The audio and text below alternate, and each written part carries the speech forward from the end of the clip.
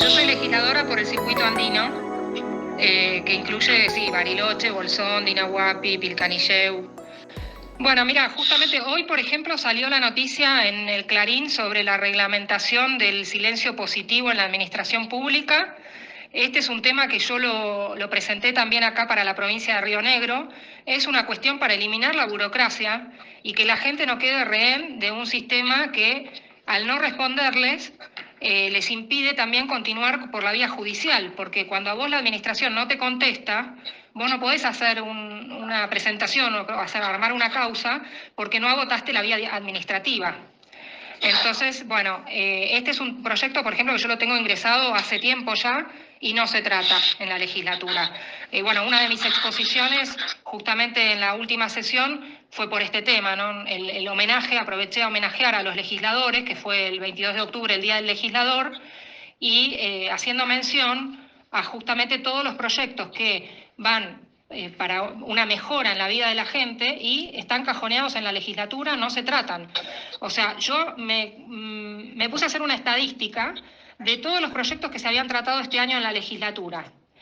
A principio de año, tanto Pesati como López, el jefe de la bancada de Juntos Somos Río Negro, nos pidieron que no fuéramos opinólogos, que no nos pasáramos el año legislativo escribiendo proyectos de declaración sobre beneplácitos o repudios acerca de declaraciones de funcionarios de las distintas administraciones, ¿no? Porque se había convertido en un ingreso permanente de proyectos de este tipo, como para decir, me enoja lo que dijo fulano o lo que dijo mengano, ¿no?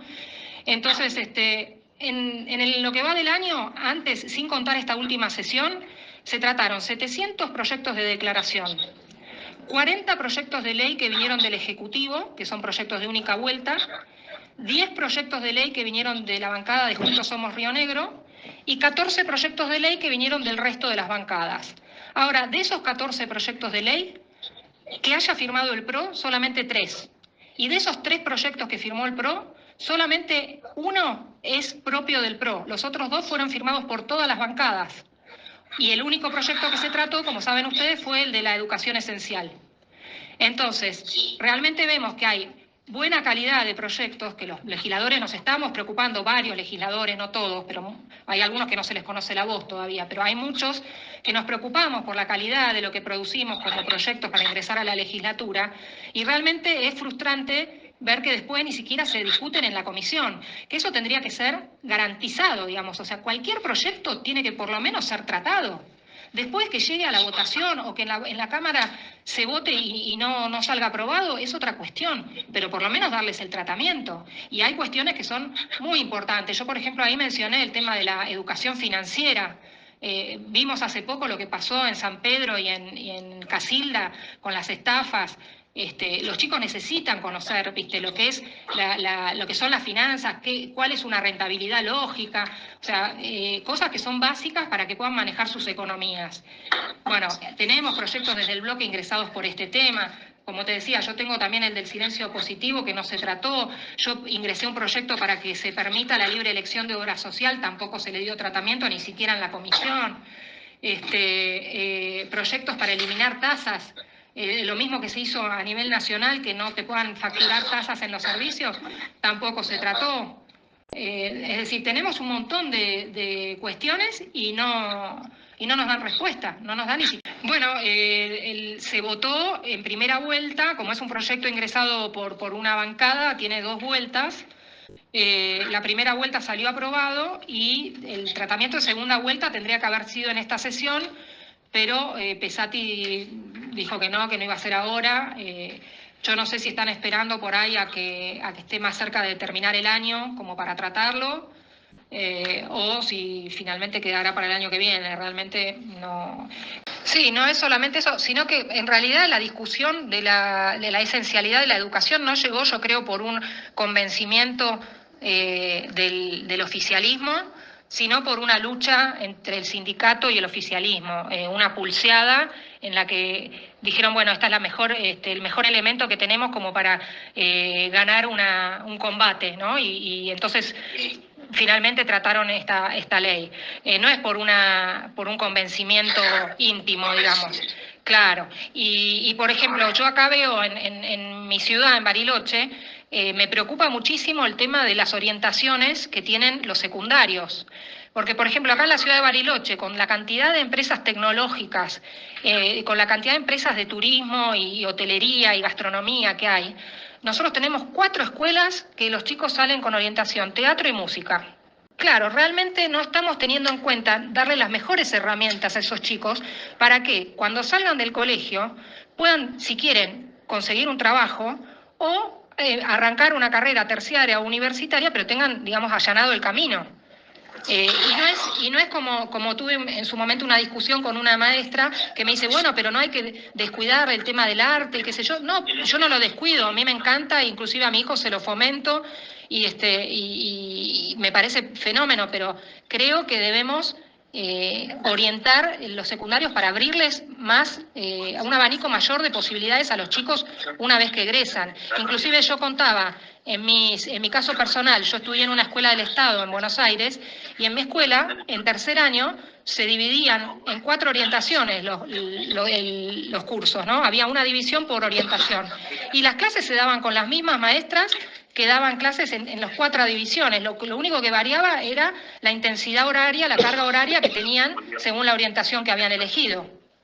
Bueno, eso también hay proyectos ingresados al respecto, pero volviendo al tema este de acá de Bariloche, justamente en el planteo lo que me decían era, bueno, pero vos no podés solamente mirar el desarrollo productivo. Y digo, no, ¿cómo que no puedo mirar el desarrollo productivo? No estoy mirando el desarrollo productivo, estoy mirando también que los chicos no tengan que migrar para buscar un empleo y estoy mirando también que las empresas no tengan que buscar gente que venga a vivir a Bariloche con la crisis habitacional que hay, ¿viste? Porque puedan resolver sus búsquedas laborales con gente que sea de acá de la ciudad. Y la orientación de la escuela no la definen los maestros tampoco. Yo lo que comenté fue que discutiendo el tema con una maestra me planteó esto de que no había que dejar de lado el arte, cosa que yo no estaba proponiendo, ¿no? Pero en el caso de, por ejemplo, una de las escuelas que yo visité aquí en Bariloche, la orientación de esa escuela fue decidida por la directora. El viernes estuvimos hablando por el tema de la municipalización, que ya va a ser el 4.º proyecto de municipalización para las grutas. Nunca se consiguió que fuera aprobado. Evidentemente hay intereses económicos por parte de San Antonio de no dejar que se cinda el municipio de Las Grutas, que tiene todos los requisitos necesarios para ser municipio. Por ley, cualquier localidad que tenga más de 2.000 habitantes puede ser municipio. Imagínate que Las Grutas está cerca de los 12.000. O sea que tiene todo, o sea, no hay cuestionamiento que se le pueda hacer para decir no pueden ser municipio. Justamente el problema por el cual yo creo que no le dan la posibilidad de separarse como municipio independiente, porque justamente tiene grandes ingresos. Digamos, dentro de la provincia las 2 localidades más turísticas son Bariloche y Las Grutas. Esto va a ser una cuestión de obtener consensos, porque tiene que salir por 2/3 la aprobación. O sea, el último proyecto había sido aprobada la municipalización, pero después se judicializó y se echó para atrás esa aprobación porque faltaban votos para llegar a los 2/3. Ahora el tema es buscar los consensos en las otras bancadas, que haya legisladores que aprueben esto. Un proyecto que ingresó el Ejecutivo a último momento, como pasa casi siempre, que tenemos proyectos que ingresan 24 horas antes de que nos reunamos en la comisión, que no nos da tiempo a estudiarlos y a poder tener una idea más clara cuando llegamos a la discusión en la comisión.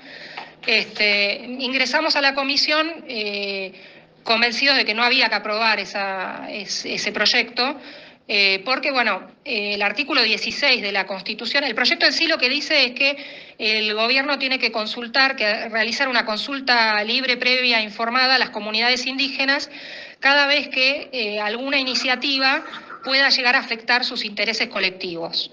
Entonces yo en principio me oponía porque el artículo 16 de la Constitución Nacional dice que somos todos iguales ante la ley y que no hay prerrogativas de sangre, de raza ni de religión. Y esto lo que hacía era colocar a las comunidades indígenas por sobre el resto de la ciudadanía. Entonces, en principio yo me oponía por esto, pero claro, al escuchar la discusión que se suscitó en la comisión, porque asistieron miembros del CODESI y del Parlamento Mapuche, cambié de idea, digamos, dije, no, la verdad que esto es bueno aprobarlo. ¿Por qué? Porque con esta ley lo que se hace es que el gobierno consulte únicamente a las comunidades que están afectadas. Por ejemplo, en el caso de Calcatreu, la comunidad del lugar estaba a favor del proyecto de minería. En cambio, el CODESI estaba en contra. Entonces, lo que vemos es que organismos, digamos, políticos dentro de las comunidades indígenas tienen otros intereses que no son por ahí los que tienen sí las comunidades que están en el lugar y que están más cercanas a los lugares donde pueda haber emprendimientos productivos. Entonces, bueno, finalmente votamos a favor del proyecto. Esto la verdad que suscitó un enojo terrible, a mí me gritaban de todo, desde las gradas, xenófoba, racista, faltó que me dijeran asesina. Pero fundamentalmente lo que yo quería explicar es que estamos en un momento donde hace 40 años que se sancionó la ley 23.302, que fue la primera ley que se pensó para proteger los derechos de las comunidades.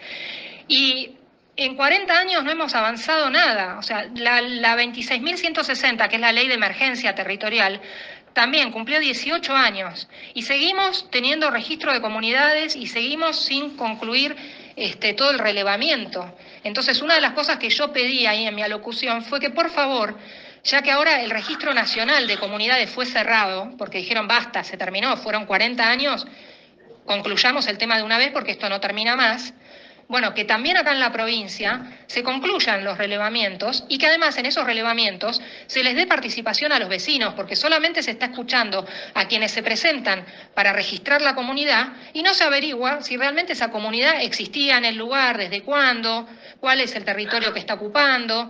O sea, con la sola declaración de los interesados ya se les daba el registro y ya se les otorgaba el territorio. Entonces, bueno, que modifiquemos esto y que de una vez lo concluyamos para que haya paz de los dos lados, por el lado de las comunidades y de la ciudadanía, que estén todos tranquilos de que nadie va a venir y va a ocupar, como ha pasado, que además han ido por la vía del hecho y no del derecho, ¿no? Porque primero es el reclamo y después que te den el terreno y ahí te asentás, no al revés como han hecho muchas veces.